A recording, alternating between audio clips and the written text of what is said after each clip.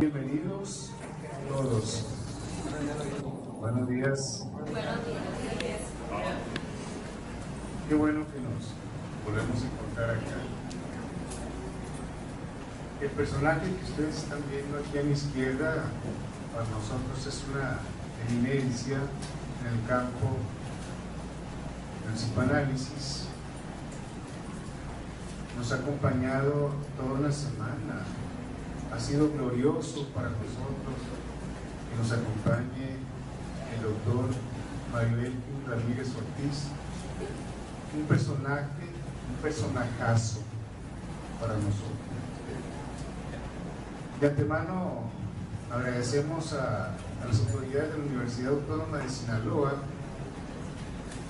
particularmente a la Facultad de Psicología de la UAS, por las gestiones realizadas para llevar a cabo las actividades de nuestro cuerpo académico, que es yo como líder del cuerpo académico, psicología y gestión educativa, que en el marco de los 35 años de nuestra facultad estamos contribuyendo a la formación de profesionales de la psicología. El tema de la conferencia que hoy nos convoca es el psicoanálisis y la investigación en la universidad, impartida por nuestro invitado, el doctor Mario Elkin Ramírez Ortiz. Él es psicoanalista practicante en la ciudad de Medellín, Colombia, doctor en psicología de la Universidad de Buenos Aires, Argentina, magíster y especialista en psicoanálisis de la Universidad de París 8 en Francia, sociólogo de la Universidad Autónoma Latinoamericana Medellín, filósofo de la Universidad de Antioquia, profesor en el Departamento de Psicoanálisis de la Universidad de Antioquia, Colombia, miembro de la Asociación Mundial de Psicoanálisis y de la Nueva Escuela de la Academia de Medellín. Le damos la palabra a nuestro gran amigo Mario Elkin Ramírez. Esta es tu casa, Mario, esta es tu universidad. Mi amor. Buenos días, muchas gracias por esa presentación. En virtud de que reconozco unas caras entre ustedes, de los que han asistido durante esta semana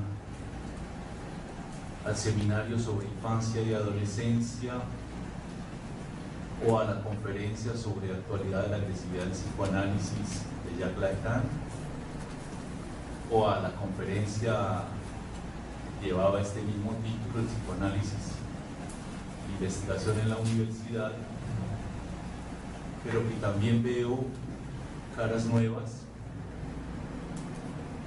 Entonces voy a hacer una intervención en la que espero no solamente las personas nuevas encuentren provecho y un marco general de qué es lo que consigo como investigación y psicoanálisis, sino también que las personas que han estado ya encuentren datos nuevos y no una repetición de lo que ya dije. He de decir que mi participación durante toda esta semana en estas actividades, que son fiestas, que son una celebración, ha sido para mí muy sorprendente, porque Generalmente la fiesta está asociada más bien no con la actividad académica, sino más bien con todo lo contrario a la actividad académica. La fiesta es lo contrario del amor,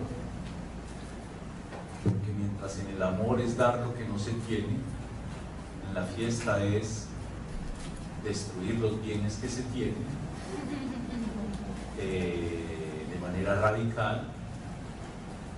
La mejor fiesta es en la que más se gasta.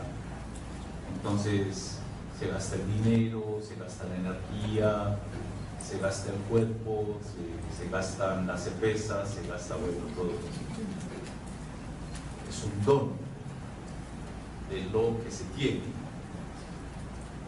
El paradigma que toma Jacques Lacan para esto es los relatos que hace Marcel Mauss de una cierta tribu polinesia que la manera que tenían de evitar la acumulación de la plusvalía era que al final del año se hacía una fiesta y realmente el campeón de la fiesta era el que derrochaba todo lo que había ahorrado durante el año, de tal modo que al principio del siguiente año siempre habría que recomenzar de cero. Así no había ni acumulación de riqueza y era una forma de regular las relaciones entre ellos. El amor, en cambio, es dar lo que no se tiene, dice Lacan, porque si se tiene, entonces es una reflexión que él hace en el banquete de Platón, en el seminario sobre la transferencia, la primera parte, analizando el discurso del uno y del otro.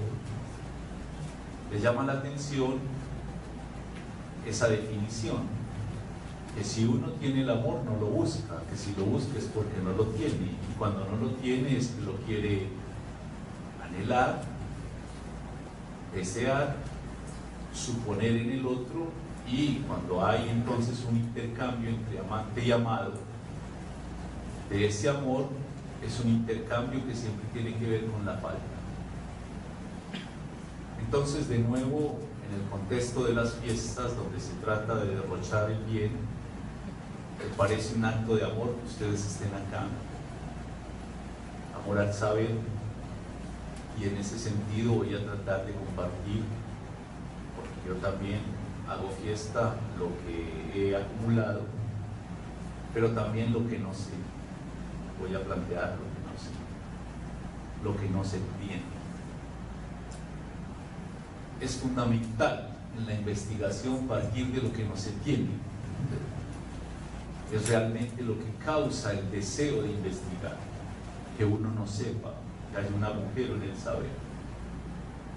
Es muy dado en los profesores universitarios, y yo soy uno, y generalmente se colocan en una posición de omnisapiencia, de saberlo todo. Por eso es tan paradójico que nuestras universidades nos exijan a la vez ser docentes, donde se supone que un profesor se ha formado, tiene títulos, tiene experiencia y tiene algo que decir. Pero al mismo tiempo se nos pide que seamos investigadores.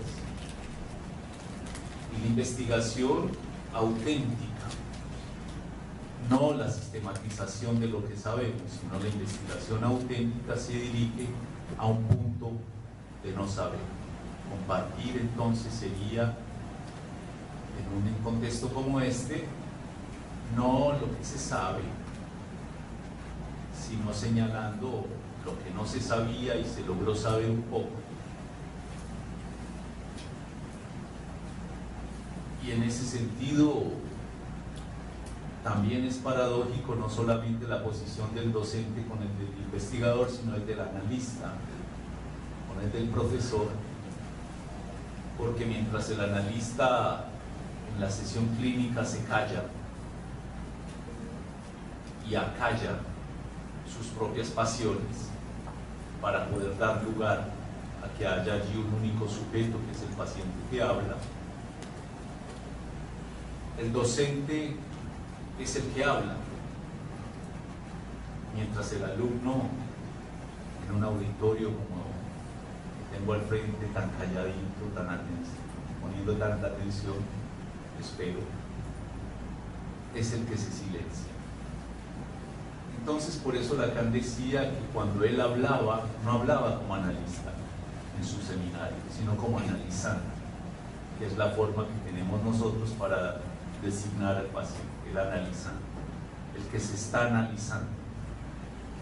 Es más, decía que su análisis pasaba por el ejercicio de su seminario, que era un ejercicio que sostuvo de manera semanal durante más de 25 años. Entonces él decía, yo vengo aquí a analizarme.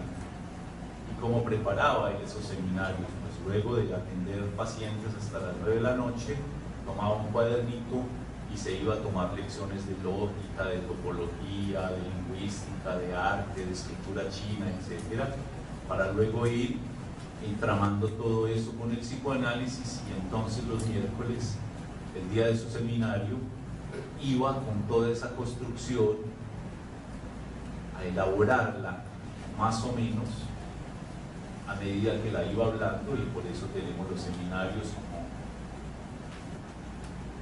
un trazo vivo de la actividad de Lacan, y no simplemente la letra muerta cuando es publicada. Generalmente lo publicado tiene ese destino de ser letra muerta. Se vivifica es cuando alguien le estudia. Por eso Freud es vivo cuando leemos sus obras, Lacan y los otros autores. Bueno, entonces en la universidad se pidió que no solamente entrara como docente, sino como investigador. Solo que no hay una carrera de investigación, y menos en psicoanálisis. Entonces hubo que inventarlo todo. Ese sí que era un vacío. Primero, no solamente hacer una reflexión de Freud como investigaba, como investiga Lacan, sino también nosotros cómo podíamos investigar el departamento de psicoanálisis en la maestría de investigación psicoanalítica, y cómo además investigar con el psicoanálisis, por ejemplo, fenómenos sociales. Acá también han tenido que hacer su propia invención, porque es con el psicoanálisis que pretenden ver fenómenos, por ejemplo, escolares. Y eso es una invención. Digamos que es una invención permanente. Si es invención permanente, quiere decir que no hay un método, no hay un único método, no hay un método en el sentido de paso 1, paso 2, paso 3 se aplique, porque eso se volvería una cosa absolutamente mecánica.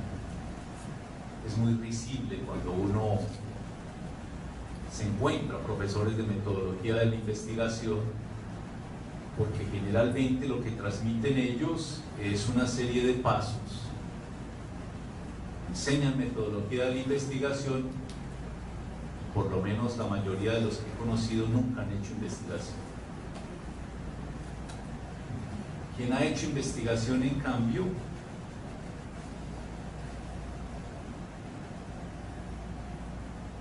muchas veces le cuesta una gran dificultad decir cómo hizo. Entonces ahí encontramos una oposición entre el profesor de metodología de la investigación que no ha investigado y el investigador que le cuesta trabajo decir cómo hizo. Tuve una experiencia en ese sentido alguna vez. La única vez que participé en la burocracia universitaria fue que me ofrecieron, porque no había nadie más, que tomara la dirección del Centro de Investigaciones Sociales y Humanas. Entonces se me ocurrió que una cátedra que todo el mundo podía aprovechar era invitar a los investigadores a que hablaran cómo hacían. Y hay una señora que se llama María Teresa Uribe, que es toda una autoridad en investigación histórica, investigación social en la universidad, y le dije, usted me haría el honor de inaugurar la cátedra contándole a los estudiantes que la admiran tanto, ¿cómo investiga usted? Y se quedó pensando, dijo, nunca me he preguntado cómo investigo yo. Voy a pensar, o sea que no iba a hacerme la conferencia. Y fui donde una amiga, que era su asistente, y le dije, ¿cómo investiga María Teresa? Tú que estás ahí en la oficina. O sea, ella llega muy temprano, prende un cigarrillo, se sirve un café, abre un libro que esté estudiando sobre la mesa, toma un cuaderno y un lápiz, que lo pone en su rodilla y va leyendo y va escribiendo. Así investiga. ¿Cómo le enseño eso a los estudiantes? Que es leer y escribir. Ah, no, ese es el detalle. Cuando uno lee lo que ella leyó y lo que ella escribió, es completamente otra cosa. O sea, hay un mecanismo interno entre esa lectura y esa escritura que no estaba sistematizado en el caso de este investigador. Entonces eso me llevó a preguntarme a mí mismo, ¿y cómo hace Freud? ¿Cómo hace Freud para investigar? Tenemos sus obras, por ejemplo, Psicología de las masas y análisis del yo, uno abre el texto. Y el primer capítulo siempre es una discusión con otros autores que han hablado del tema que él pretende trabajar. Eso en metodología de la investigación lo llaman un estado del arte o un estado de la cuestión. Se trata de hacer una pesquisa lo más rigurosamente posible sobre la pregunta que uno tenga. Claro, primero tiene que tener una pregunta. ¿Y cómo puede uno tener una pregunta? ¿Por qué a mí no se me ocurriría hacer una investigación sobre las partículas elementales del fotón? Porque no estoy en el campo de la física. A uno se le ocurren preguntas desde en el campo donde está inserto, donde está inmerso. A Freud se le ocurrían, eran preguntas del psicoanálisis, porque estaba escuchando clínicamente a sus pacientes y porque estaba reflexionando en una disciplina, estaba jalonando, construyendo sus conceptos, afinando su método, etc. Por ejemplo, tomemos al azar algún ejemplo local. Alguien me cuenta que va a hacer una investigación sobre la función paterna y la función materna en la construcción de la evolución o el desarrollo de algunos estudiantes en un colegio determinado de cierta edad.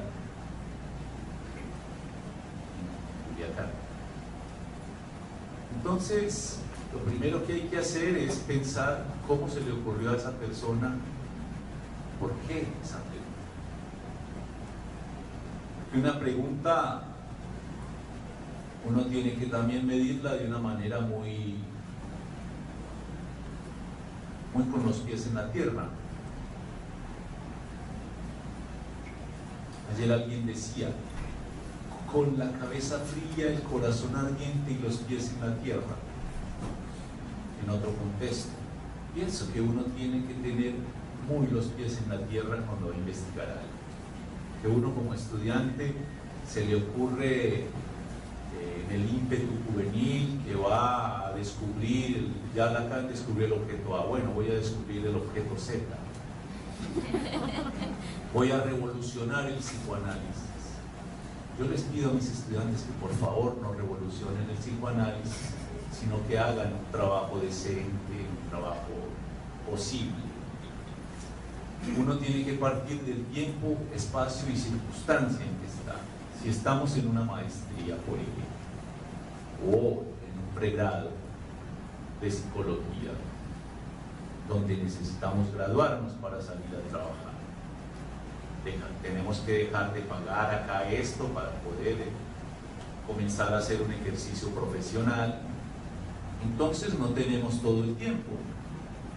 Una colega que trabaja conmigo en la línea de investigación siempre les dice a los estudiantes: muchachos, la eternidad no es el límite. ¿Cuánto tiempo real tienen ustedes para trabajar? Ah, que tengo 4 años para hacer las entrevistas y para ir trabajando meses.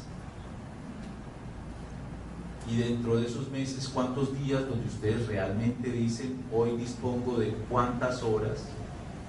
Ah, porque es que yo trabajo, yo estudio y además yo voy a unos seminarios y tengo que atender al novio y tengo que atender al Facebook, etcétera. Entonces el tiempo se va reduciendo y uno tiene que partir de esa circunstancia precisa. ¿Cuántas horas reales le puedo dedicar semanalmente a mi trabajo de grado? En ese sentido ya uno renuncia a revolucionar el psicoanálisis. No, realmente tengo 3 horas a la semana. Es difícil revolucionar el psicoanálisis con 3 horas semanales. Ese es el tiempo, el espacio. ¿Dónde va a desarrollar eso? Bueno, aquí está muy preciso. En la escuela, que se llama tal, con los grupos tal, y con 5 niños, o con 10 o con 15. Está definido. Tiempo, espacio, circunstancia. ¿Qué es lo que va a hacer allá? Va a hacer encuestas, entrevistas en profundidad, seguimiento de casos. ¿En qué circunstancia? ¿De qué manera? Y ahí es donde entra la habilidad del director para poder definir eso. Fíjense que les estoy hablando de cosas absolutamente concretas para investigar y no retroceder detrás de la palabra investigar. Investigar es seguir la huella. ¿Seguir la huella de qué? Es interesante saber de qué. En el caso de la función paterna y de la función materna y su impacto en el desarrollo subjetivo de tales estudiantes. Ahí tenemos un problema, y es que eso no está muy bien definido. Cuando yo digo función paterna y función materna, no estoy diciendo el papá, no es el papá y la mamá de esos niños.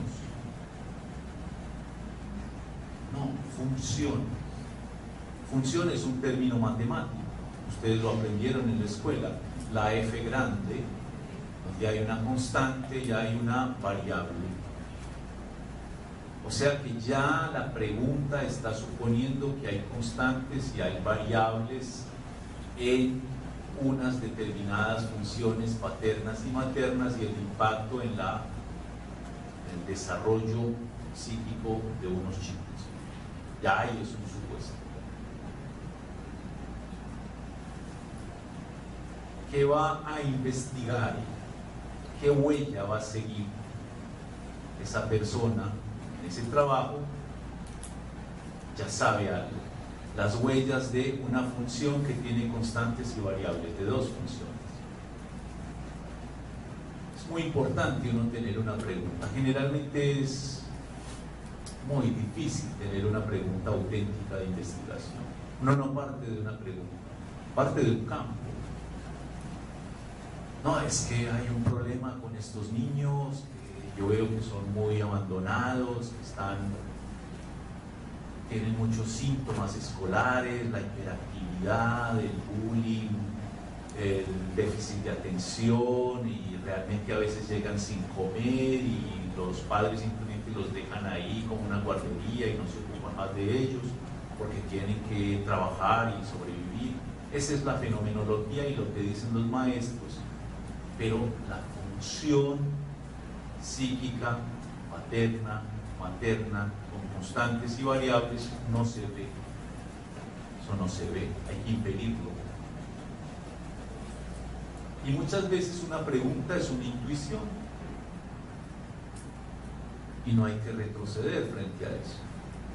una intuición. Yo tengo la intuición que la función paterna y la función materna en estos niños no está instalada de tal manera que anude una cierta ley al deseo de saber. Es una intuición. El punto es cómo vuelvo esa intuición una hipótesis. Una hipótesis es una respuesta avanzada, adelantada. Claro, los positivistas nos van a decir, ¿cómo así que la intuición? Eso no es un método. Pero podemos ir a leer a Aristóteles y nos encontramos que él habla no solamente de la deducción, la inducción, sino de la abducción. Abducción es eso, la intuición. Es una respuesta anticipada que uno tiene como probable en una fenomenología y de manera coloquial lo llamamos intuición. El punto es no quedarse en la intuición. Yo intuyo que sí, y bueno, y entonces tengo que ponerme a trabajar a ver si mi intuición es cierta o no. ¿Y cómo hago? Formulo lo mejor que pueda la pregunta.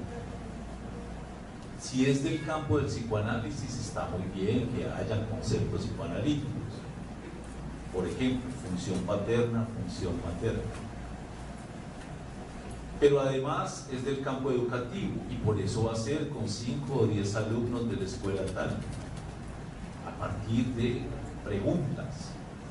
Pero es que psicología, bien, y entonces por eso dice función paterna y función materna en el desarrollo, por ejemplo, cognitivo de los niños tal.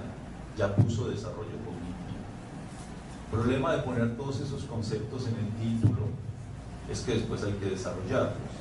Y usted te entiende por desarrollo, y usted te entiende por cognitivo, y usted te entiende por función, que entiende por padre, que entiende por madre, y que entiende por sujeto, y por niño incluso, porque el niño no son los 5 que va a entrevistar. ¿Qué es niño para usted?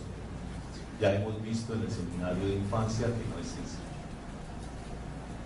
Supongamos que ya tenemos una pregunta medianamente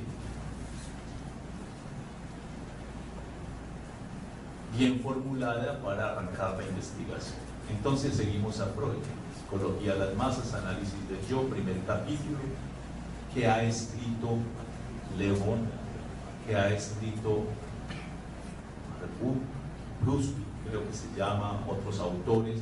Es decir, ¿qué han escrito los autores más representativos de la disciplina donde vas a desarrollar tu trabajo sobre esa pregunta? Eso es muy importante, ese paso. Incluso para nosotros esa búsqueda es el primer capítulo de tu trabajo. El estado del arte o el estado de la cuestión es el primer capítulo de tu trabajo, porque vas a decir, ¿qué han dicho los autores sobre esto que yo me he preguntado y qué no han dicho? Porque lo que no han dicho es ahí donde vas a alojar lo original de tu pregunta. Vas a decir, allá hay un vacío, allá hay un agujero, de ahí parto.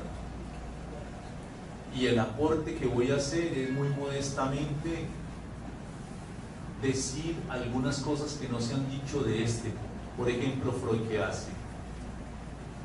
Se da cuenta que los autores, para explicar por qué la gente se junta en masas, una de las explicaciones del autor que era realmente paradigmático, Le Bon, en la época, francés Le Bon, Psychologie des Foules, era l'instinct grégaire, el instinto gregario. Y él comienza a decir, bueno, sin meter sus conceptos. El psicólogo Le Bon habla de instinto gregario. Y el otro habla de esto y el otro de esto. Pero ahí no hay una explicación que nos junte la psicología colectiva con la psicología individual, dice Freud. Hay un agujero. porque también tenemos otros momentos de la psicología de las masas donde el instinto gregario nos explica. El instinto gregario sería como que todos tuviésemos un empuje interno a estar con otros, pero también vemos lo contrario, que tenemos un empuje a alejarnos lo más posible de los otros, porque hay una parte maldita en los otros que no soportamos y los otros en mí. Ahí falla el instinto gregario. Entonces falta una explicación más que nos diga. Y cuando él ve que hay un agujero en el saber, él avanza una hipótesis. Tal vez el concepto de identificación que viene del campo del psicoanálisis pueda ayudarnos a pensar ese agujero, porque el instinto gregario es insuficiente. Y comienza a explicar, a desplegar su hipótesis, cómo en efecto en una masa artificial cada miembro de la masa renuncia a su propio ideal para colocar en lugar de su propio ideal el líder, en tanto figura de identificación, sea Cristo, sea el Papa, sea Hitler, sea el político, sea el maestro. Es decir, se identifica inconscientemente a un rasgo del líder y transforma su propio ideal del yo conforme a ese modelo. Y ahí comienza a avanzar. Pero detengámonos. Vamos en cámara lenta. ¿Qué pasó ahí? Una intuición, un estado de la cuestión, verificó que había un vacío y propone una explicación. Ese es el procedimiento que hay en Freud en ese texto, pero podemos coger cualquier otro. Podemos tomar cualquier otro texto de Freud y siempre hace una revisión respetuosa de los otros discursos que han dicho. ¿Qué vamos a hacer nosotros? Retomo el ejemplo. Bueno, hay que comenzar a buscar dentro de la literatura psicoanalítica o dentro de la literatura pedagógica qué han dicho de la función paterna y de la función materna y de su impacto en el desarrollo cognitivo, psicosexual, subjetivo de los niños de tal a tal edad. Puede ser que encontremos cosas cercanas, pero puede ser que de los niños de la escuela de tal año a tal año que yo estoy estudiando nadie explicó nada, y ahí es algo ya original. Ahora, ahí me voy a encontrar con un océano de referencias. Si por ejemplo yo con esa pregunta voy financiado por la Universidad Autónoma de Sinaloa a Buenos Aires y voy a la biblioteca de la Escuela de Orientación Lacaniana que está sistematizada y le digo a Ezequiel, búscame estas palabras: función paterna, función materna, desarrollo cognitivo, niños de tal a tal edad, me salen 800 referencias. ¿Puedo leer 800 referencias? Podría, pero acuérdense que nada más tengo como 4 horas a la semana para hacer esto. ¿Qué quiere decir eso? Que mi pregunta está mal formulada. Es muy general todavía, si me salen 800 referencias. Claro, tengo que comenzar a leer los autores más destacados en esas referencias que yo tenga o que mi profesor me cuente, pero también los que se reiteran, porque los autores que se reiteran en un artículo, en otro, es porque han trabajado mi problema. Pero para no perderme en el laberinto de las 800 referencias, ustedes hacen una búsqueda en Google y les salen 4.000, 5.000, 20.000, 30.000. O sea que ya eso no sirve para nada. Por eso hay que filtrar las informaciones, ir a revistas, ir a cosas más especializadas, acudir, pues, porque no basta simplemente tener Google. También hay que saber cómo se elabora un filtro para que no nos perdamos en todas esas referencias, porque no tener ninguna referencia y tener 20.000 es igual. Entonces, ¿qué pasa? Pasa que para no perderse en ese laberinto de referencias, uno tiene que tener un hilo de Ariadna. ¿Saben qué es? En la mitología griega, muy al comienzo, Teseo tenía que entrar a luchar con un minotauro que estaba en un laberinto construido en la isla de Creta, un mito griego.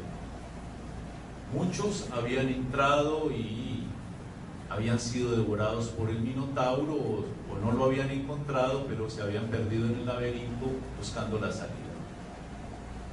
Entonces Ariadna, que era una mujer que se enamoró de Teseo, le dio una madeja de hilo y le dijo: amarra en la puerta la madeja de hilo y a medida que vas por el laberinto comienza a desenrollar la madeja, y luego de que mates al minotauro simplemente vas enrollando la madeja y volverás a ser conducido a la salida.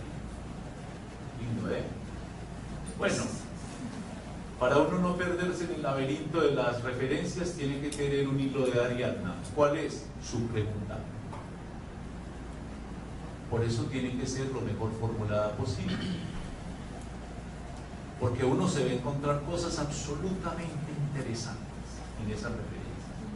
Mirá, interesante esta discusión de este psicoanalista con las fases evolutivas de Piaget de los primeros meses de constitución del sujeto. Pregunta: no estás hablando de niños de los primeros meses, sino de niños de tales y tales edades. O sea, esa referencia no te sirve. Mira qué interesante esto de la función paterna, cómo se juega en los niños guerrilleros de Colombia. No te sirve. Estás hablando son de los niños escolarizados en escuelas de Sinaloa y no de elecciones de la violencia por grupos armados. En ese sentido, la pregunta siempre será tu hilo de Ariadna. Y puede ser que en esa búsqueda te encontres 15 referencias, ya no 20.000, ya no 8.000, sino 15. Un artículo en portugués, otro artículo en francés, 2 artículos en castellano, y ahí los tenés. Estos son los 15 artículos que hablan más o menos de lo que me interesa. Ya no te perdiste en el laberinto, pero además tal vez esos 15 artículos sean el núcleo del estado de tu cuestión, porque van a tratar de tu problema. Claro, si alguno de esos trata exactamente el problema que te planteaste, sería muy dramático, porque ya no tenés investigación, ya la respondieron. Y por eso es que hay que hacer el estado de la cuestión. Yo tuve un estudiante que tuvo una pregunta de cómo es que los jóvenes se reclutan en grupos armados a partir de la búsqueda de un prestigio. Se encontró exactamente un artículo que 4 años antes había desarrollado esa pregunta y dijo: no tengo investigación. Pero se dio cuenta muy al comienzo, lo cual le da la oportunidad de repensar lo que el autor no había pensado, una variable, un esguince, una cosita nueva, etc. Fíjense que finalmente investigar son cosas pequeñas, es el arte del detalle, es el arte, no los fundamentos de, no, un detalle, la precisión de un detalle, y en ese sentido es algo absolutamente modesto.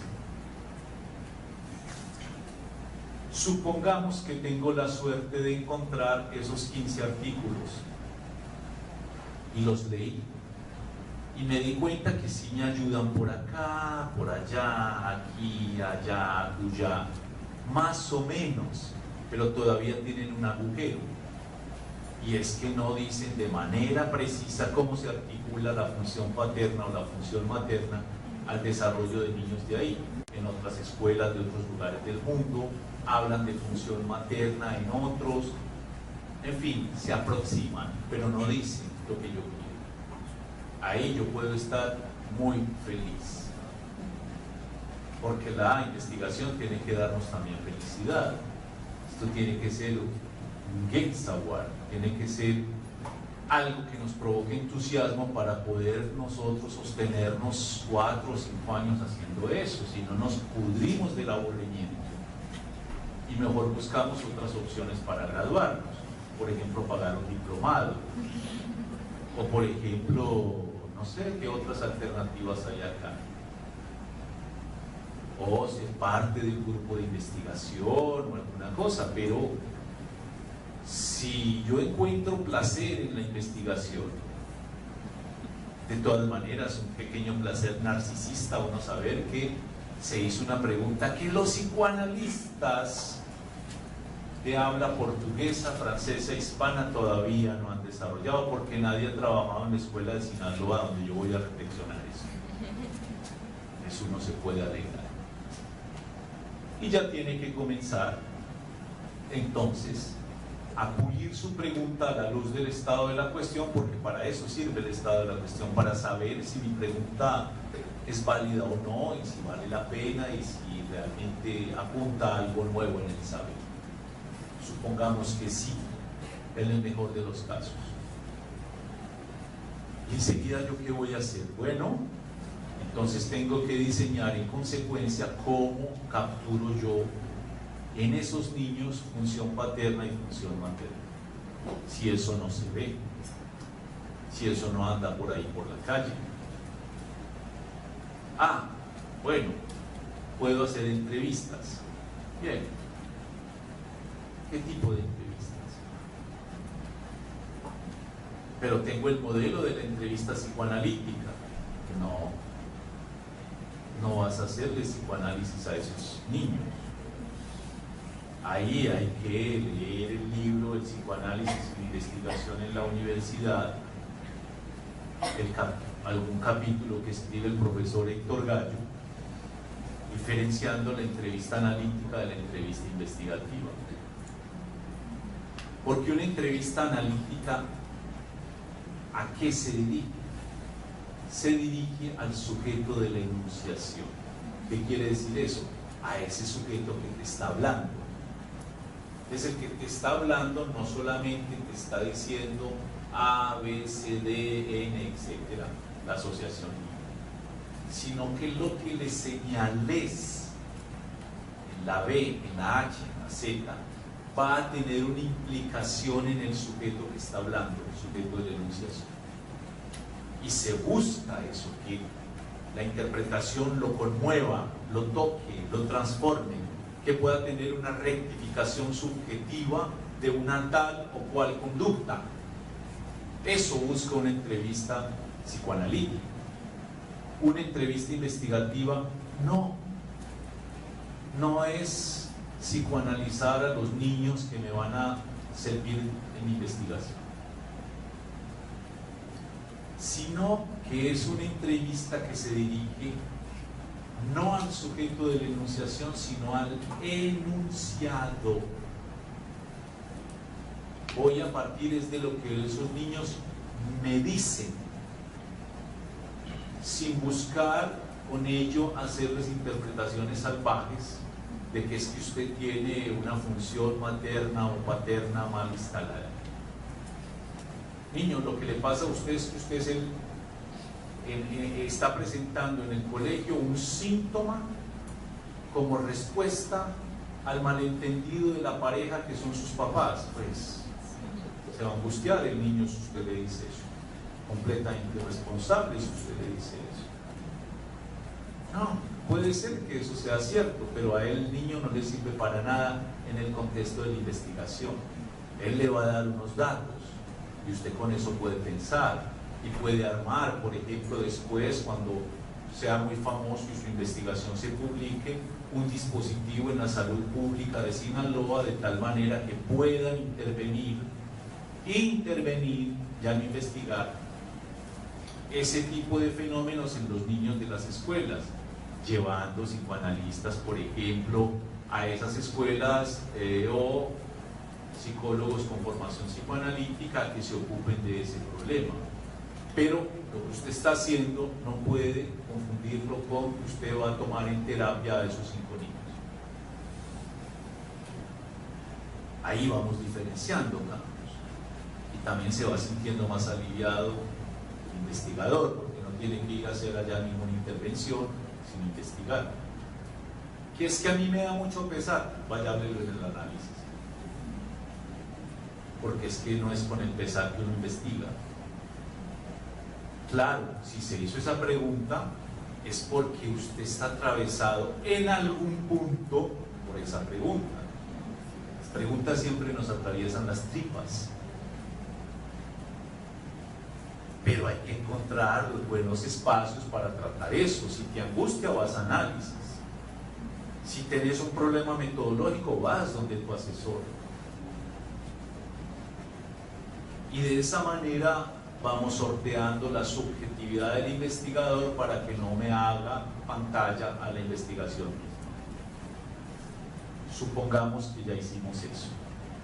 Hemos pensado que vamos a hacer, por ejemplo, entrevistas en profundidad con algunos niños para pensar lo de la función paterna y función materna.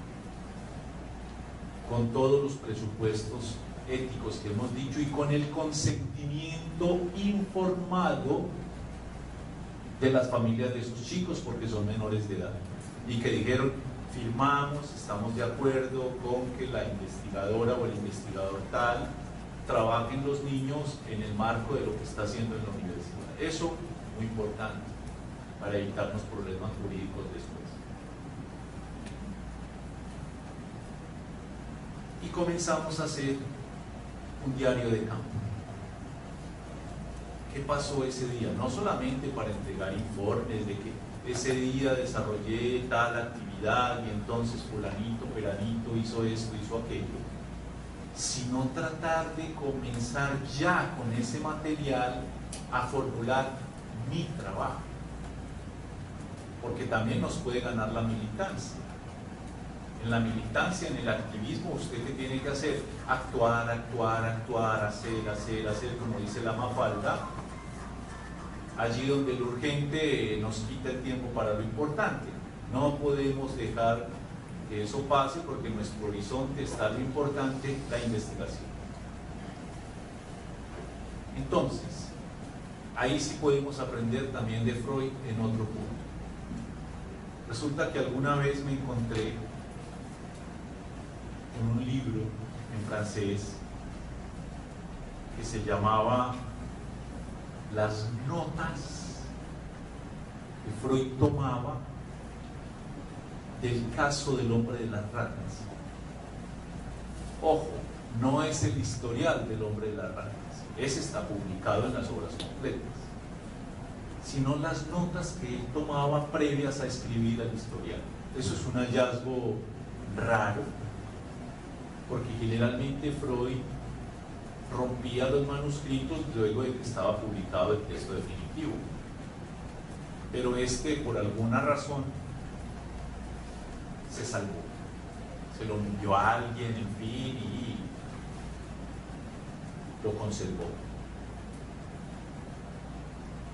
Y hicieron un trabajo filológico interesante con eso, porque no solamente era un texto como nosotros lo vemos, sino que en el manuscrito tenía partes subrayadas, tenía abreviaturas, tenía esa escritura que casi siempre hace uno cuando lee los márgenes del libro, es decir, trazas de una lectura posterior a hacer ese libro.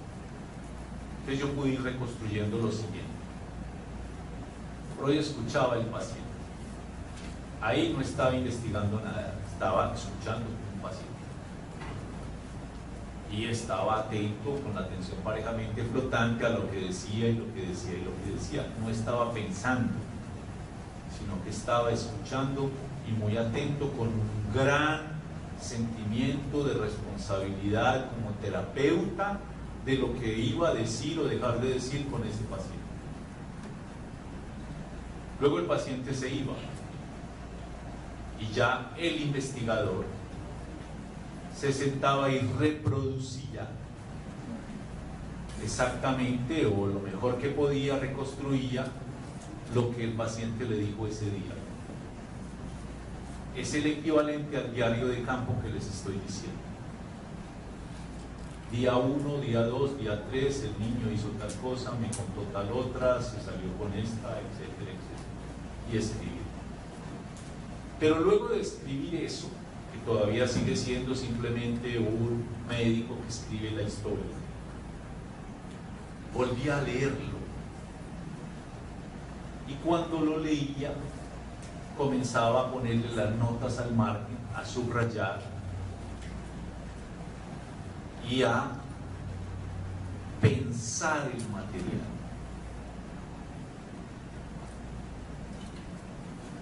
Y es muy importante tener ese manuscrito, porque si uno lo compara con el texto final, se da cuenta qué lugar tenían las notas al margen, las abreviaturas, las ocurrencias de la segunda lectura. Entonces, mientras, por ejemplo, decía El hombre de las ratas, le llamaba mucho la atención un relato de un capital particularmente cruel, que le gustaba sazonar como conversación mientras los reclutas estaban almorzando, que él había ido y había participado en una guerra oriental y se había dado cuenta de una tortura a la cual ninguno se resistía, consistente en que se desnudaba al prisionero, se le ataba, luego se introducía en el ano un tubo en el cual se metían algunas ratas y por el extremo se prendía fuego, de tal modo que las ratas, huyendo del fuego, se introducían en las entrañas del prisionero. Ese es el relato del paciente. Nota al margen, no está en lo que él escribía. Nota al margen, está en lo que él releía. Mientras el paciente hacía este relato, había en su cara un gesto que daba cuenta de una especie de placer ignorado por él mismo, y utiliza la palabra alemana Genuss, no Lust. Lust es placer, pero utiliza la palabra Genuss. Cuando uno lee el historial, esa nota aparece ya integrada al texto, porque es una nota donde no separa el tiempo de cuando digo y cuando yo estoy interpretando, sino que ya está articulado.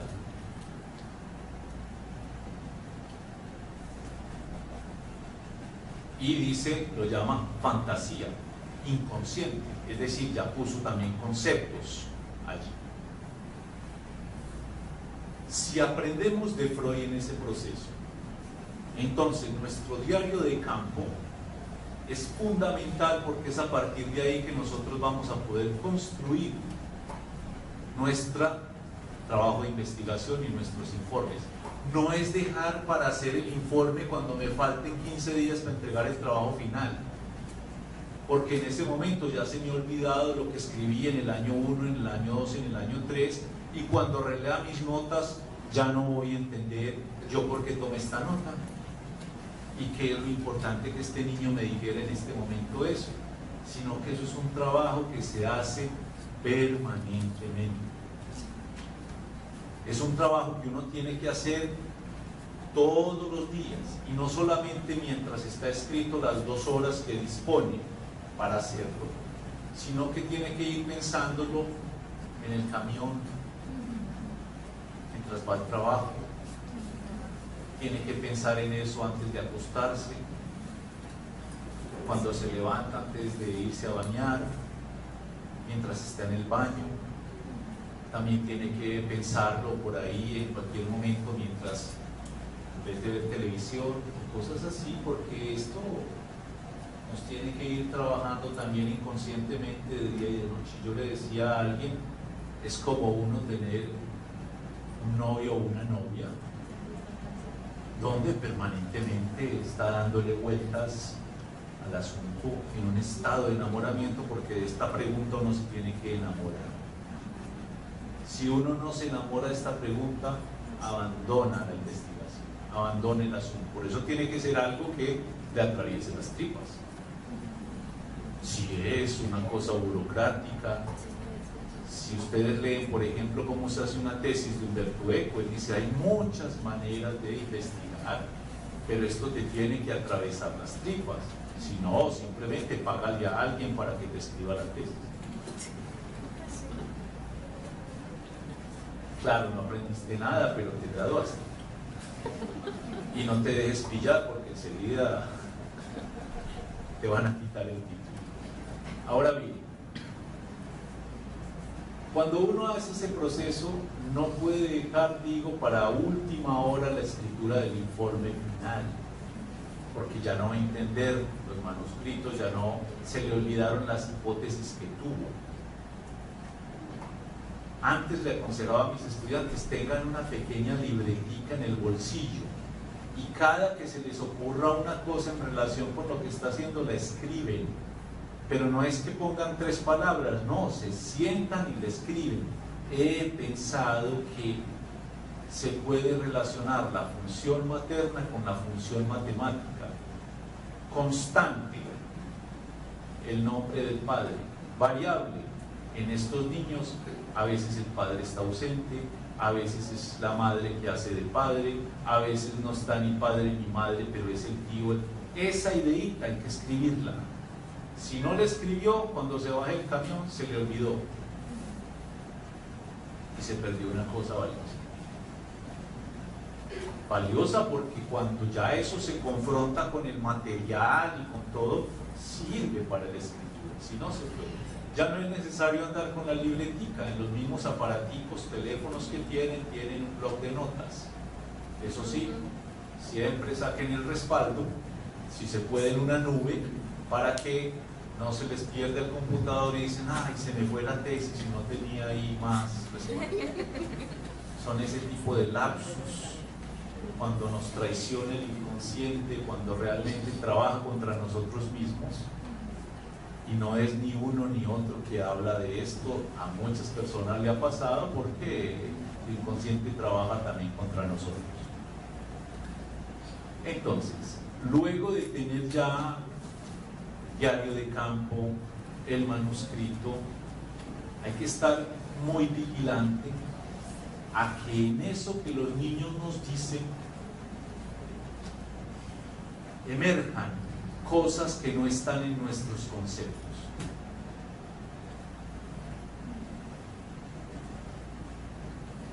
Cosas que cuestionen incluso nuestros conceptos. Por ejemplo, alguien puede decir, es que en el niño que yo estoy viendo, yo veo que función paterna no aparece mucho, función materna no aparece casi, pero en cambio hay la función del hermano. ¿Será que es que hay una función fraterna también en psicoanálisis?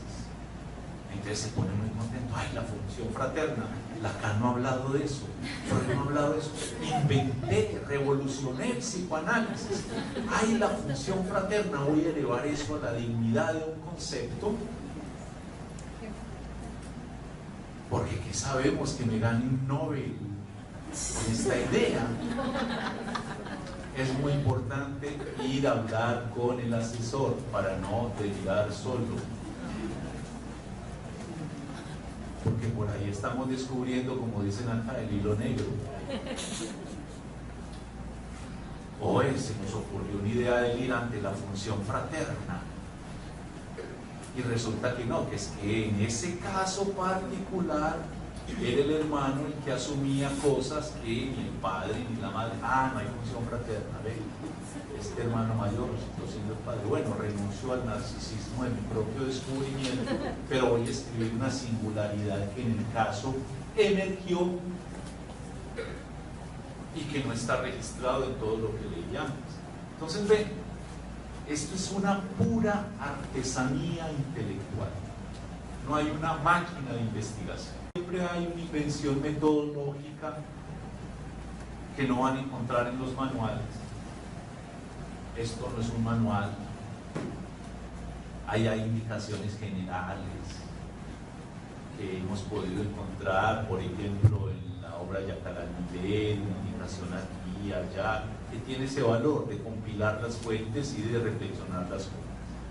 En los manuales no vamos a encontrar invenciones metodológicas. La invención metodológica es una obra propia, confrontado no solamente con el tipo de pregunta que yo me esté haciendo, sino incluso con la población, con el tiempo, espacio, circunstancia donde eso me lo voy a encontrar. Hablar con el asesor es crucial. Hablar también con otros, porque otros, para eso hacemos las escuelas de psicoanálisis, para eso se hacen los grupos de investigación en la universidad, para uno ir a contar los avances. Nosotros tenemos una modalidad en nuestra maestría y son el coloquio. El coloquio es que cada 6 meses los estudiantes en un acto público como este tienen que presentar los avances de su investigación. Entonces es, claro, que inviten a la mamá, al papá, al novio y que se sientan muy orgullosos. Esa es mi hija, está allá hablando y le tomen fotos, y eso es una maravilla. Pero también es el compromiso de uno ir avanzando poco a poco la investigación y no dejarla para última hora. ¿Eso qué quiere decir? Que hay que trabajar todos los días en este asunto y dejarse trabajar por la pregunta, dejarse trabajar por las fuentes, dejarse trabajar. Por eso esto se va volviendo como una especie de pasión, pero con productos. Porque cuando usted hizo el estado de la cuestión ya tiene el primer capítulo de su trabajo de grado. Cuando ya comenzó a sistematizar su diario de campo con la hipótesis 1, la hipótesis 2, la hipótesis 3, ya está dando lugar a los capítulos, y puede ser que cada coloquio sea más o menos el esbozo del capítulo tal de su trabajo.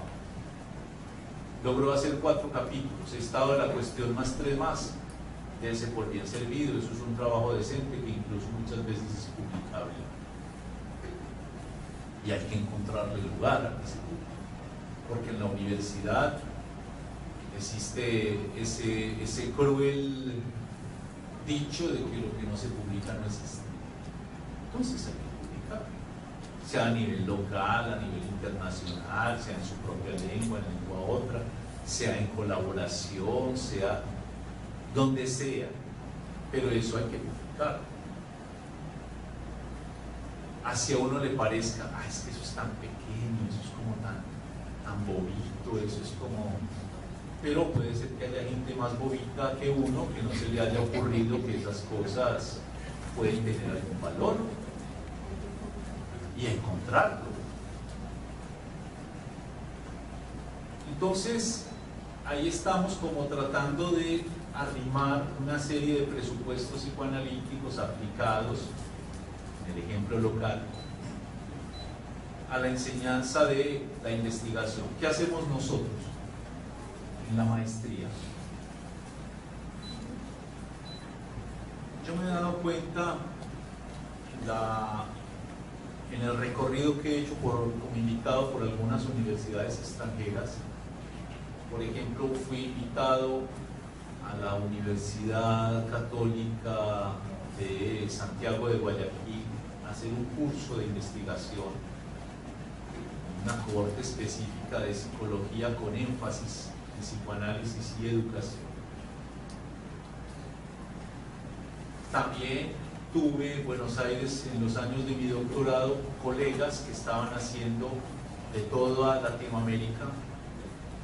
Había mexicanos, la mayoría éramos extranjeros, no había en el grupo sino 5 argentinos, el resto eran brasileros, mexicanos, colombianos, ecuatorianos, gente pues de toda América Latina. Pero el síndrome, el problema grave de las maestrías, el problema grave, digámoslo también, de los pregrados cuando tienen trabajo como este que ustedes tienen, y de los doctorados, es que la gente hace los cursos pero no escribe la tesis, pero no se gradúa. Y encontramos en la maestría de investigación psicoanalítica donde yo trabajo una estrategia, y es que nos reunimos en líneas de investigación, por ejemplo la línea de clínica, la línea de psicoanálisis y filosofía y la línea de psicoanálisis y problemas sociales contemporáneos donde yo trabajo. Nos reunimos cada 8 días con los estudiantes que eligieron un tema afín a la línea. Se llama Seminario de Línea de Investigación. ¿Y cuál es el tema? Porque ahí está Ángela María Jaramillo, Héctor Gallo y yo, entonces dicen, no, esto nos van a enseñar la investigación. No, eso se enseña en otro espacio que se llama Seminario de Investigación y es para todos. En los seminarios de línea, el trabajo de cada semana son los avances de los trabajos de los estudiantes.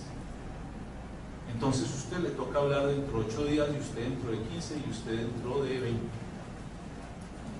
¿Ay, de qué? De lo que haya avanzado.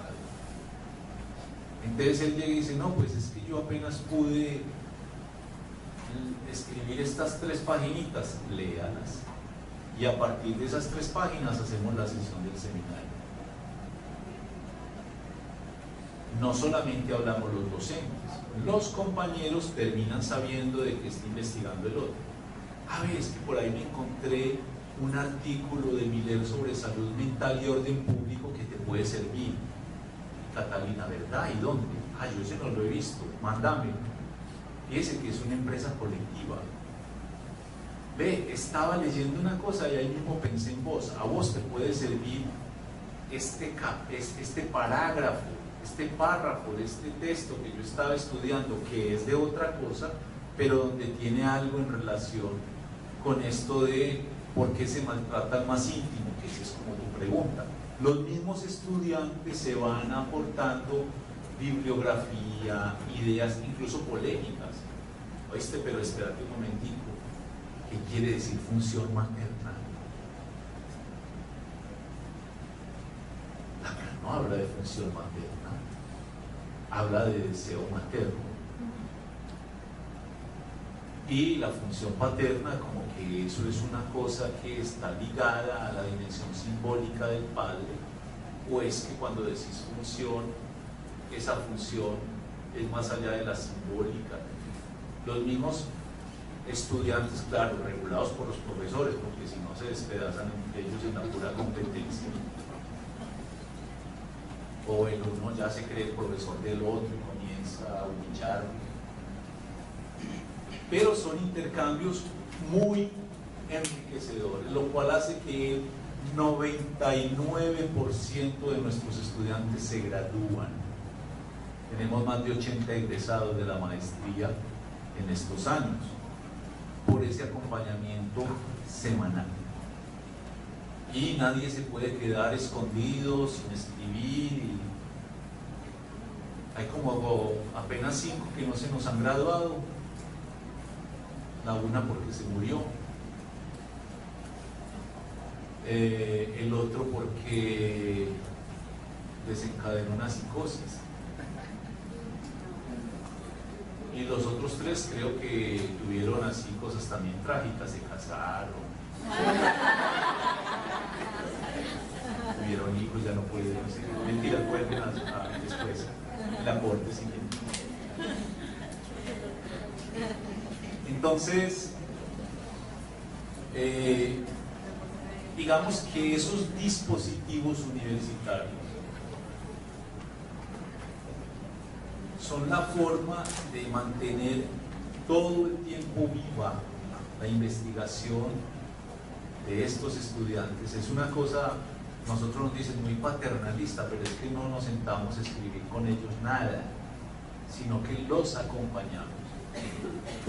No desde la erudición, sino desde una compañía, digamos, que lo anima y que siempre es crítica y que siempre le está señalando. Por ejemplo, nos hemos poco a poco especializado cada uno de nosotros en el tipo de intervenciones.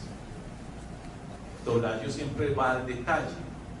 Entonces, en eso que dice, pero trabaja un poquito más esto que acabas de decir, esta frase, porque de aquí te puede resultar, de este párrafo de Lacan, te puede resultar un capítulo de tu trabajo, como un párrafo. ¿Cómo hace uno para sacar un capítulo de un párrafo? Entonces él insiste en eso. Ángela es absolutamente aguda y comienza a decir, a ver, usted cómo de esta palabra o de esta idea pasó a la otra, cómo es la articulación lógica entre este párrafo, este otro, entre esta parte del texto y este otro. Si usted aquí dice en primer lugar, ¿dónde dice en segundo lugar? Entonces, ¿cuál es el desarrollo lógico? ¿Usted dónde saca eso? Y a veces las intervenciones mías son de referencias, de este texto, de este aquel otro, conseguí esto, este autor dice eso, no solamente el psicoanálisis. Bataille tiene un desarrollo sobre el concepto de gasto y eso te puede servir para que vos penses inspirado en Bataille, pero trabajado psicoanalíticamente. La noción de gasto psíquico, la noción de goce, de despilfarro, de exceso, y ahí lo articulas con la función de la fiesta a nivel social y a nivel individual. Entonces ahí vamos armando un equipo. Claro, en las otras líneas de investigación también tiene cada uno su estilo, porque no hay estándar, cada uno aporta desde lo que tiene, desde lo que puede. Y ahí va armando el desarrollo, donde los estudiantes tienen siempre 4 funciones en nuestras clases. Ya no solamente, ya les hablé de los seminarios del INE. ¿Cómo se desarrolla una clase? Supongamos el seminario sobre transferencia, que me ha tocado varias veces. Claro, hoy presento un programa, vamos a leer el banquete de Platón a la luz del texto de Lacan sobre el seminario 8, que es una lectura del banquete, vamos además esto y esto y esto. Y entonces, ¿cómo se desarrolla la clase? Se desarrolla en varios momentos. Un primer momento en el cual un estudiante en 15 minutos hace una relatoría de lo que pasó la clase pasada. ¿Qué significa una relatoría? No es un acta, no es que grave y desgrave. Entonces fulanito dijo tal, y peranito entonces le respondió, y entonces no. Una relatoría, tengo algunos ejemplos en mi página web de cursos donde pongo relatorías de los estudiantes y las subo. Es un comentario creativo de lo que pasó en clase a partir de sus propias notas. Entonces la primera parte de la clase es que el estudiante tal, tal y tal hace la relatoría de la pasada y la lee. Así nuestra discusión tiene un hilo, no es la asociación libre, sino que siempre tiene un hilo. Incluso podemos decir que se avanzó sobre la transferencia en esa clase, a partir no necesariamente del aporte del profesor, de la discusión. Ahí ya hay una función, escribir.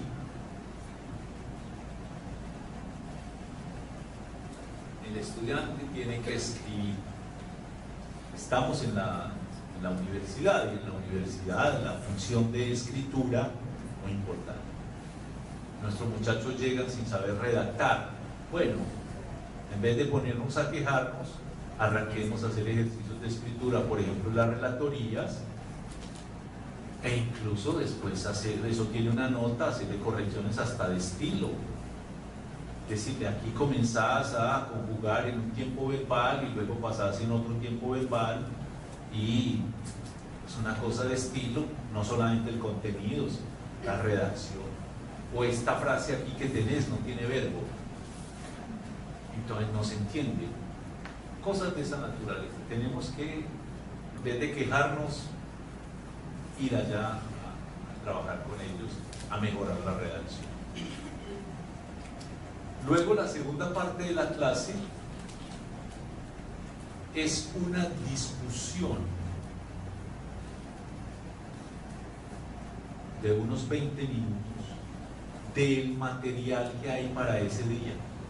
Entonces, otra persona estaba encargada de leer la primera intervención en el diálogo de Sócrates, que es cuando habla Pausanias. Entonces se comienza a relatar, yo leí, entonces Pausanias es aquel que más bien tiene el punto de vista sociológico, porque describe cómo hacen los unos, los otros, cómo el amor en la pederastía funciona, tal vez es porque es ligado al texto. Ya ahí, además de la escritura, está el hablar, el argumentar. Y es una discusión, o sea, no solamente es el que esté encargado de leer, sino que todos tienen que haber leído el material. También se califica. Tercer momento, todo el mundo se queda en absoluto silencio porque va a hablar el cual tienen también que preparar mucho la clase, porque es gente avanzada, es gente que lee, es gente que se está formando, es gente que tiene muchas inquietudes. Entonces no es simplemente sacar la hoja amarillenta que te ha servido de todos los cursos anteriores, sino que las clases las hacemos de lo que vamos investigando. Por ejemplo, acaba de salir el último seminario de Lacan y hay unas referencias a la transferencia, ya no cómo actuar con la transferencia en el momento del inconsciente real y no del inconsciente transferencial. Y el profesor lo está trabajando, abre un poco de eso.